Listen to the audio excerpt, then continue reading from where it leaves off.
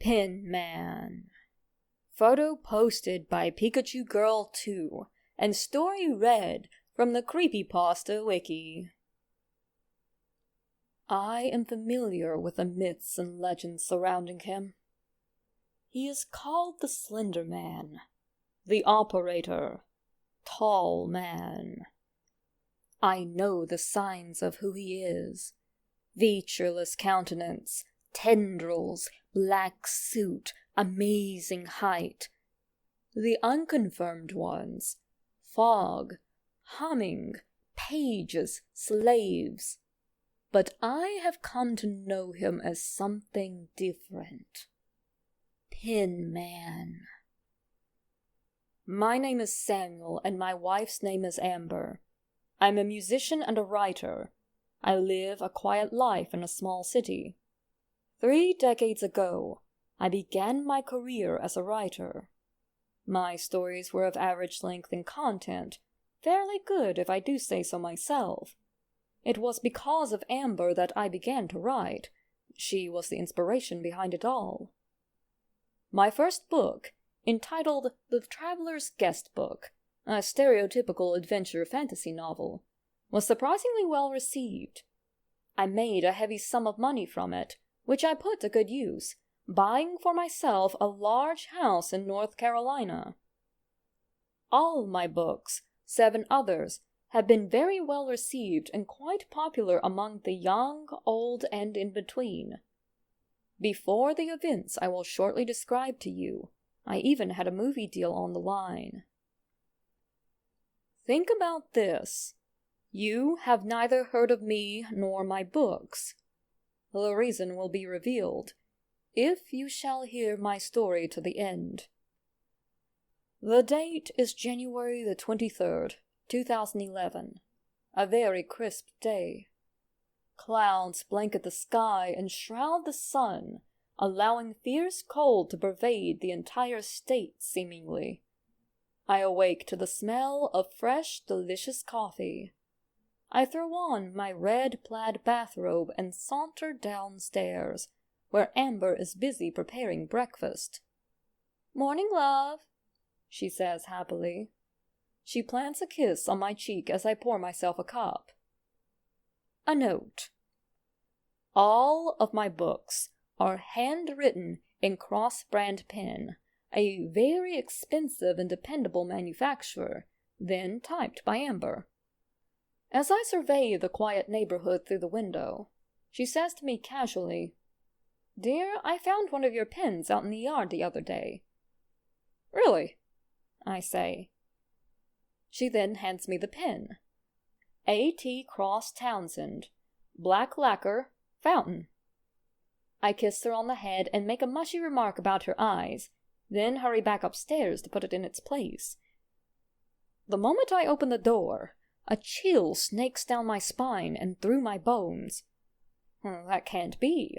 The heat is on and there's a fire in the fireplace. I warily cross the room to my writing desk and put the pen where it usually sits. Then I notice the other odd thing. I only have 1 black lacquer Cross Townsend fountain pen, but 2 are present. I examine the pen more closely to look for telltale signs of its not being mine. I hold it close to my face, turning it around, over, finally sitting down and holding it under the light nearly within my eye. And there, reader, is the symbol.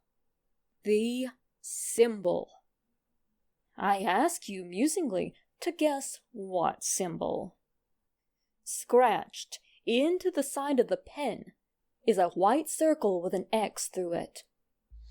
I immediately know the thing is not mine, and hear a deathly humming noise from behind me. In a desperate attempt to save myself from what I know is coming, I shove the window up so hard and fast that the glass cracks. I raise my arm to throw the pen, but a malicious tendril-like apparatus winds around my arm, tightening so fast that I feel like it will explode. I whirl around and come face to blank face with him. With one of his more human arms, he makes a motion as if to say, "Hush." I know the song he hums, but I can neither recall, imitate, or properly name it. The blood drains from my face, and my heart beats against my chest like a caged gorilla. I slump down into my chair, head upon my book. When I awaken, I am still in my room. Rain pounds the roof. Thunder rattles the ground. The last thing I remember is pouring the coffee that Amber made, the cool air filling my lungs, but I look down at my book and see handwriting that is not my own. Past the last stanza I remember writing, scrawled in the same morbid form as the symbol, are the words that start in the 7th paragraph of the story and end with the 15th. I read the horrible text and rush downstairs. The coffee pot lies shattered on the floor, the breakfast burnt and smoking. An acrid stench fills the room.